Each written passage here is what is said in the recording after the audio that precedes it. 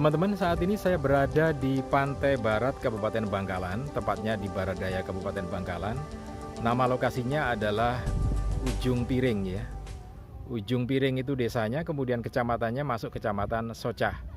Kalau dari penyeberangan Ujung di Surabaya, kemudian Kamal di Bangkalan, maka dari Kamal, dermaga Kamal, berjalan beberapa kilometer, kemudian ketemu dengan kecamatan Socah, Anda masuk ke kiri dan beberapa kilometer Anda sampai di Ujung Piring, di lokasi saya ini ya. Tapi itu dulu, sekarang banyak yang menggunakan Suramadu, kemudian berputar masuk ke dalam kota Bangkalan, bergerak ke arah barat daya, lewat makam Waliullah Mbah Syekhana Khalil, kemudian lurus terus saja 5 km lebih Anda sampai di Ujung Piring di lokasi saya ini. Nah, kenapa saya memilih Ujung Piring untuk satu video saya? Karena lokasi ini menarik teman-teman. Jadi ketika saya berada di sini, maka di sebelah kiri saya, jadi kalau saya menghadap ke sini, sebelah kiri depan saya itu adalah Kabupaten Gresik. Jadi kelihatan itu Kabupaten Gresik, kelihatan dari sini ya. Selatnya, Selat Madura, itu Kabupaten Gresik. Dan di Ujung Piring ini tempatnya kayak biasa ya, para pedagang itu dari Kecamatan Socah Bangkalan masuk ke Kabupaten Gresik lewat sini menggunakan perahu kecil, tidak ada penyeberangan. Jadi perahu kecil, perahu nelayan. Menarik sebetulnya, tapi saya tidak pernah nyebrang. Takut. Apalagi kalau dulu ada jet foil lewat jurusan dari Surabaya ke Kalimantan pakai jet foil, wah tinggi gelombangnya, perahunya bisa terpelanting kalau tidak hati-hati ya. Nah itu penyeberangannya masih dipakai sampai sekarang, ada penyeberangan itu dari Socah ke Gresik ya.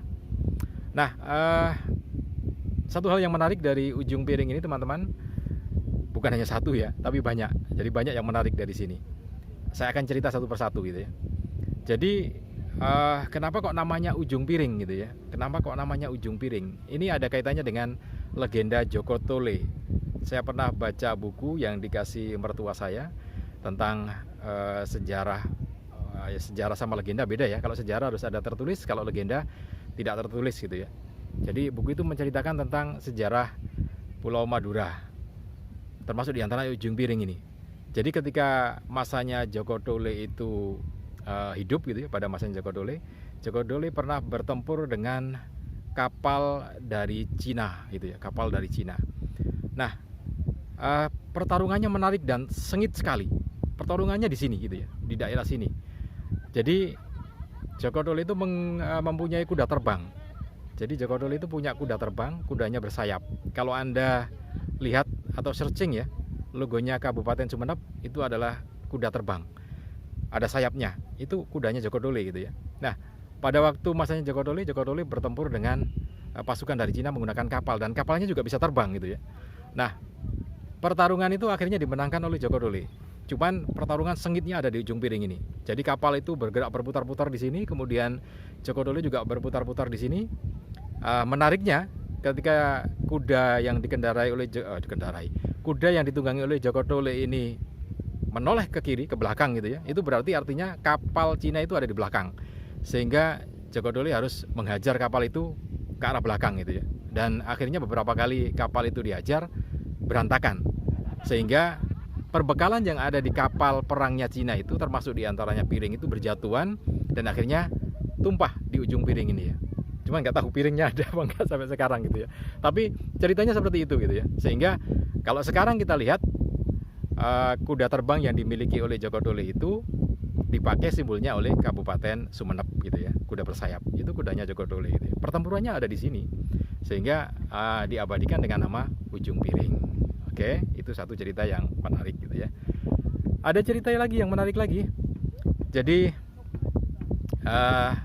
bangsawan Madura itu, saya agak lupa namanya itu ya, tetapi tempatnya itu ada di Ratu Ibu sana. Ratu Ibu itu ada di ada pesarainya, air mata gitu ya, pesarai air mata. Itu ada di Arosbaya.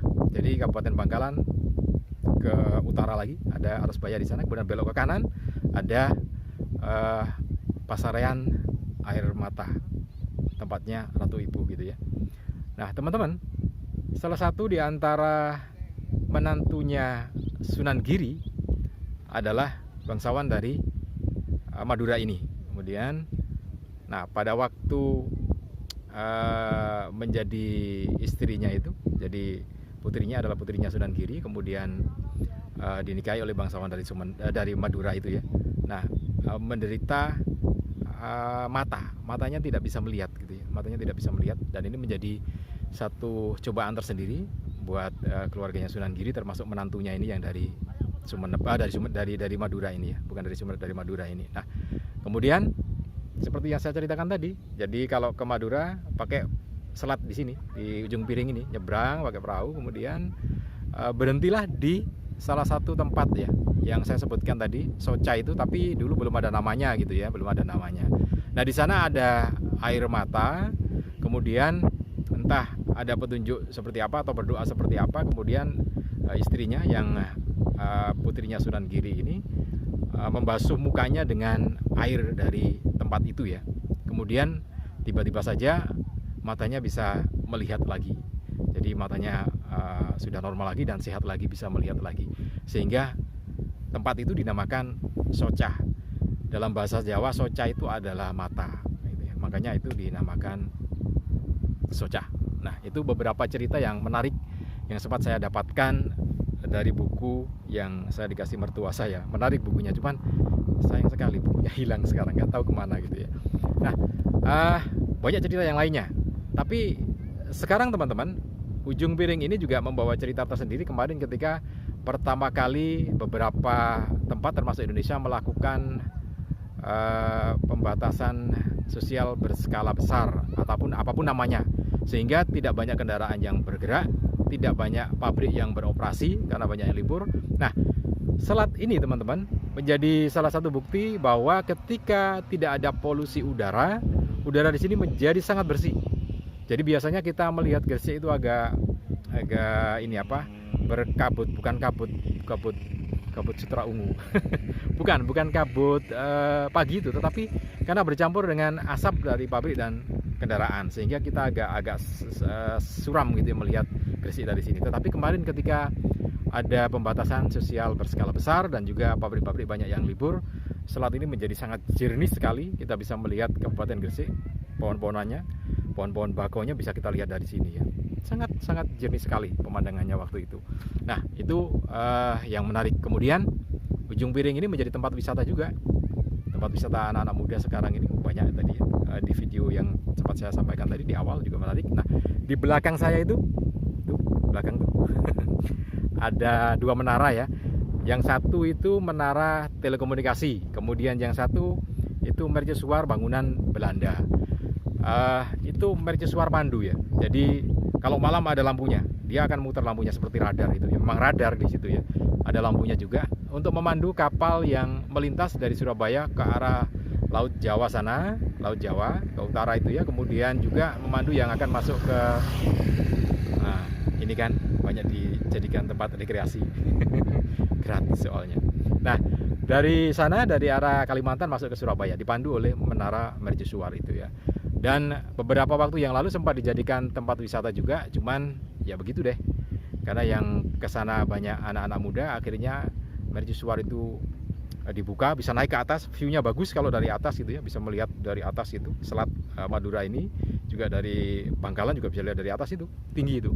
Nah, cuman dipakai pacaran, akhirnya sekarang ditutup, tidak boleh masuk gitu ya, mercusuarnya nggak boleh dimasukin.